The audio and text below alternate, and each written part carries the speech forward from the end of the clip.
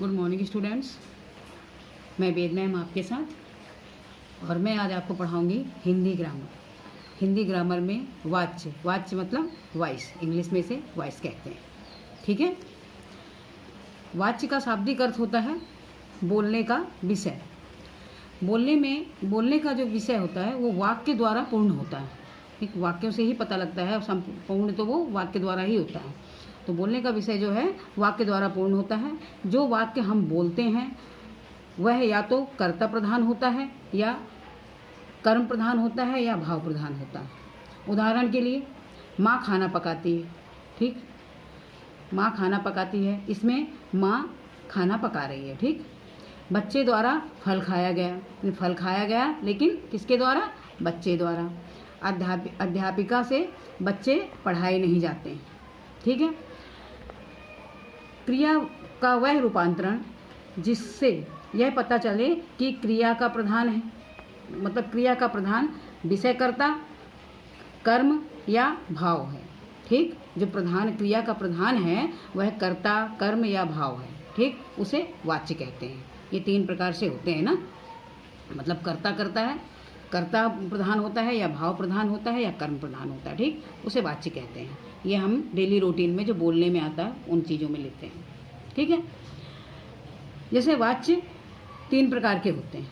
ठीक, कृत्यवाच्य, कर्मवाच्य और भाववाच्य। ठीक, कृत्यवाच्य होता है जो कर्ता प्रधान होता है, जो क्रिया का प्रधान होता है वो कर्ता होता है, उसे कृत्यवाच्य कहते हैं। जैसे रीमा पढ़ती है, मीना ने रोटी खाई। ठीक, देखिए जैसे मैं आपको यहाँ पर इस तरीके से समझाऊंगी। जैसे हमारा ये कृतवाच्य है, इसमें कृतवाच्य हो गया, हमारा कर्मवाच्य हो गया, भाववाच्य। ठीक, कृतवाच्य में क्या होता है, एक पहचान होती है। एक किताबी भाषा की जो पहचान है वो तो है ही है, एक ऐसे भी भाषा है, ऐसा है जो हम अपने केवल एक ट्रिक से समझ सकते हैं कि ये कौन सा वाच्य कहला रहा है। ठीक, तो हमारा जो कृतवाच्य है उसमें कर्ता के साथ में ने आता है। कर्ता के मतलब कर्ता करने वाला होता है, जो भी करने वाला, मैं, तुम, राम, श्याम, कोई भी होता है वो कर्ता हो गया। तो कर्ता करने वाला होता है, उसके बाद में ने आता है। कर्ता के बाद ने आ जाए या कि फिर शून्य कारक आए। ठीक, ये कारक चिन्ह कहलाते हैं, ने, द्वारा, से, पर, है ना। तो जो ने के बाद ने आए या कि फिर शून्य कारक आए। शून्य कारक का मतलब ये होता है कि जैसे देखा होगा आपने यहाँ पर कि ये देखा होगा आपने यहाँ पे कि रीमा पढ़ती है, तो यहाँ पर कोई भी कारक नहीं लगा है, इसको कहते हैं शून्य कारक। ठीक, क्योंकि इसमें कोई कारक नहीं लगा है। मीना ने रोटी खाई, यहाँ पर ने कारक लगा हुआ है। ठीक, यही है हमारा शून्य कारक, जिसमें कोई कारक नजर नहीं आता है। ठीक, कर्मवाच्य जो होता है, कर्मवाच्य में कर्ता के बाद में के द्वारा या निर्जीव, कोई भी जो निर्जीव है वो, या फिर के द्वारा। ठीक, जिसमें ऐसा होता है ना कि राम के द्वारा पत्र लिखा गया। ठीक, पतंग उड़ रही है, सड़क बन रही है। ठीक, पतंग एक निर्जीव हो गया, है ना। तो इस तरीके की जो वर्ड होते हैं, जो सेंटेंस होते हैं, ये क्या है? कर्मवाच्य। ठीक, भाववाच्य, भाववाच्य क्या होता है? कर्ता के बाद में से होता है, से लगता है। ठीक, और या नहीं भी होता है। ठीक, कर्तावाच्य में सबसे एक बात ये होती है कि ये नकारात्मक होता है। जो भाववाच्य होता है ये नकारात्मक होता है। ठीक, अधिकतर आप अक्सर देखेंगे आप कि ये नकारात्मक होता है। ठीक, और भाववाच्य का वैसे भी जनरली यूज नहीं किया जाता है, लोग यूज नहीं करते हैं भाववाच्य को। ठीक, इसमें आपको मैं सेंटेंस भी बताती हूँ, जिसमें जैसे इसमें लिखा हुआ है, मैंने कुछ लिखे हुए हैं बेटा उदाहरण।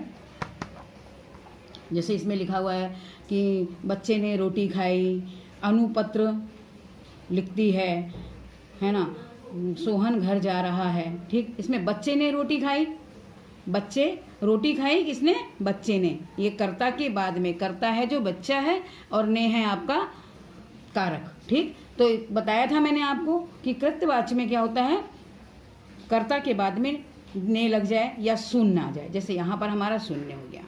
ठीक, यहाँ पर ये कारक है हमारा, यहाँ पर शून्य कारक है, और यहाँ पर भी कोई सकर्मक क्रिया, अकर्मक क्रिया, दो तरीके से कृतवाच्य होते हैं। ठीक, सकर्मक क्रिया भी होती है और अकर्मक क्रिया भी होती है। ये हमारा अकर्मक क्रिया है। ठीक, इसमें भी हमारा कोई कारक नहीं लगा हुआ है। ये हमारा कृतवाच्य हो गया। ठीक, कर्मवाच्य दूसरा हमारा क्या है? कर्मवाच्य। ठीक, पतंग उड़ रही है, सड़क बन रही है ना। किसान के द्वारा खेत जोता गया, मोहन के द्वारा पत्र लिखा गया। ठीक, तो किसान के द्वारा बताया था मैंने आपको कि कर्ता के बाद में अगर के द्वारा लगता है, किसी के द्वारा काम किया जाना, ठीक, तो वो क्या है? आपका कर्मवाच्य है। ये कर्म प्रधान है। ठीक, कर्ता प्रधान नहीं है, क्योंकि खेत जोता गया किसके द्वारा? किसान के द्वारा। जोता क्या गया? खेत जोता गया, ये ज़्यादा इम्पोर्टेंट है। ठीक, तो कर्मवाच्य। ठीक है, काम क्या किया इसने। पतंग उड़ रही है, पतंग क्या है आपकी? सजीव है या निर्जीव? निर्जीव होती है ये पतंग। ठीक, अपने आप से उड़ नहीं सकती। ठीक, हवा से उड़ सकती है या कोई भी मनुष्य उड़ा सकता है। ठीक, तो पतंग कोई मनुष्य उड़ा रहा है, बताया था मैंने आपको, निर्जीव होगा तो वो कर्मवाच्य होगा। और सड़क बन रही है, सड़क अपने आप से तो नहीं बन रही है, कोई गवर्नमेंट बना रहा है या कोई भी बनवा रहा है। ठीक है, तो ये आपके क्या हो गए? कर्मवाच्य। ठीक, ये आपका सकर्मक क्रिया होता है। रोगी मतलब ये हमारा हो गया, रोगी से बैठा नहीं जाता। मैंने बताया था भाववाच्य में नकारात्मक आता है, ज़्यादातर अधिकतर नकारात्मक आएगा। ठीक, तो रोगी से बैठा नहीं जाता, बालक से पढ़ा नहीं जाता। ठीक है, इस तरीके से और भी कई सारे सेंटेंस होते हैं। ठीक है, जैसे दादी से बैठा नहीं जा रहा है। ठीक है, मरीज से चला नहीं जा रहा है, तो इसमें नकारात्मक आ रहा है, नहीं आ रहा है। ठीक, तो ये पढ़ा नहीं जाता, बैठा नहीं जाता, ये भाव है। ठीक, तो इसको हम भाववाच्य कहते हैं। ये अकर्मक क्रिया होती है। ठीक है, तो आप लोगों को इतना समझ में आ ही गया होगा, और मैं ये आपको दे रही हूँ, तो इसे आप अपने नोटबुक में नोट डाउन कर लेना। ठीक है बेटा, ओके, थैंक यू।